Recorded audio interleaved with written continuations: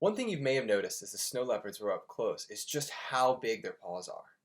These large paws act like snowshoes up in the mountains, allowing them to walk and run all over the rocky terrain without getting too cold or slipping on the ice. This is one of the many adaptations they have that help them survive in the cold environment. They also have a very thick fur coat that even covers their feet to keep them warm. This coat has unique markings that help them blend into their snowy habitat, sometimes being referred to as the ghost cat because they're so hard to see. Their tails are also much longer than other big cats, getting to be about 3 feet long. This helps them keep their balance as they jump and climb on the rocks. That balance can be very important since they can leap up to 50 feet forward in a single jump. This helps them quickly pounce on prey. They have a very wide range of prey that they can hunt too, although it is limited to animals that live in higher altitudes. They will often eat wild goats, sheep, rodents, or even birds during the summer. In the winter months, they have to move further down the mountains to more forested areas to hunt for larger prey. While they're fairly short compared to other large cats, they can reach about 6 feet long, with their tails making up about half that length. They're also extremely strong, able to take down prey 3 or 4 times their size. And while we do have 2 that live here together in the wild, it would be very rare to see more than 1 living together. They're very solitary animals, only joining another during their mating seasons. A female will usually give birth to 2 to 3 cubs in a litter, and they will stay with her for around 2 years before they start to head off on their own. Thank you so much for joining me today. I hope you enjoyed learning more about snow leopards.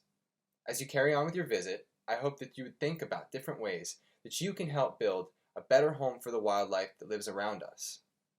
I'll be here for a few more minutes to answer any questions you may have. Thank you again, and have a great rest of your day here at the Cincinnati Zoo. Hi, and thank you all for joining me today. My name is Bailey, and tonight we have something special set up for you all.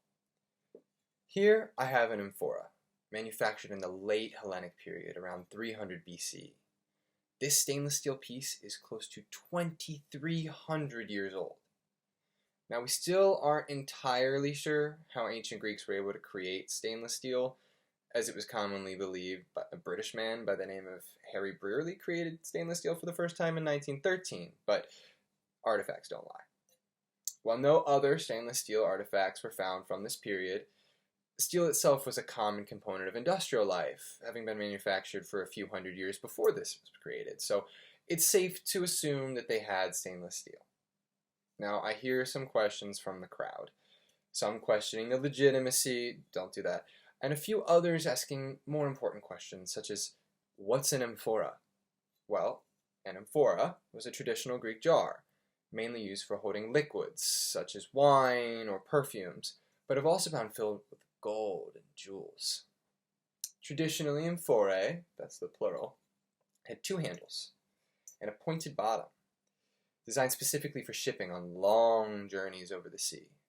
But as you can see, this has 1 handle and a stand on the bottom. So archaeologists have inferred that this was probably more for pouring liquids out than keeping them in. Another thing of note, amphorae were usually clay and covered in paintings of Greek myths and legends, usually to tell stories while they were in the marketplace.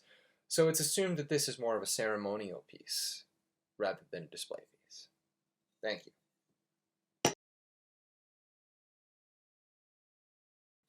All right.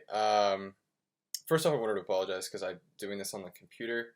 I had originally intended to use a camera to do all these recordings, but it decided not to work today, which happens sometimes, I guess. So I used my camera, webcam, and audio, and hopefully it's good enough.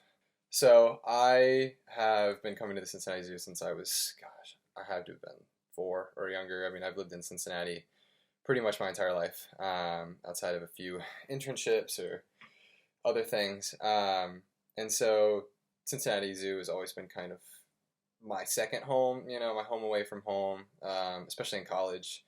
I would go and study, especially in the Africa exhibit, just hang out in the area over there and study, and I would come once a week usually, just to get away from things, I don't know. Cincinnati Zoo has always been that for me, so I've always loved that aspect of it. It's peaceful in the middle of the city, and so that's always been something nice.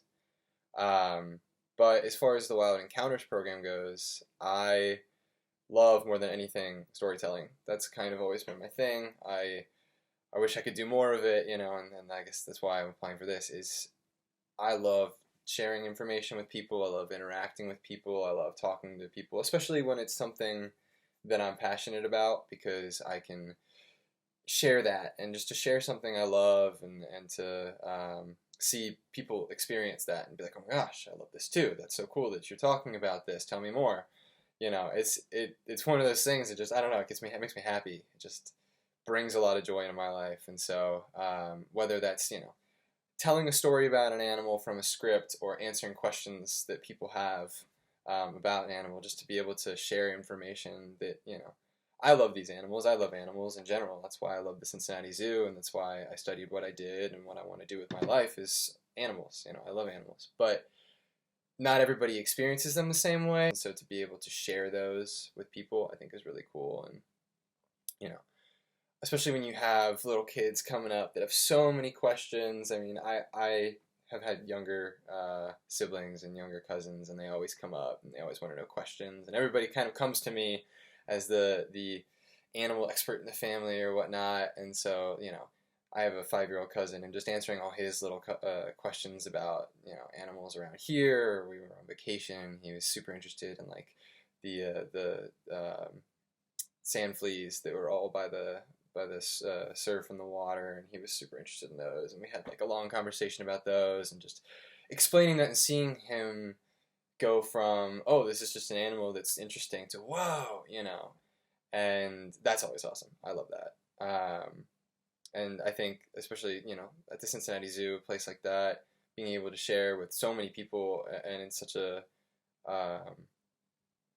place of good reputation for that, for that type of storytelling and that type of sharing, I think would be really awesome, and something I'm really interested in. So yeah, that's essentially why I applied, and what I want to do with it, I guess. And yeah, I feel like I fit well at the Cincinnati Zoo, just being that I know it well, and I love it, and my experiences with the Cincinnati Zoo have always been very good. They've always been very, very great experiences, and to be able to share that with other people, to be able to be like, this is a place that you can come and experience the world in your backyard, is just phenomenal. And yeah, the opportunity to do that excites me a lot. So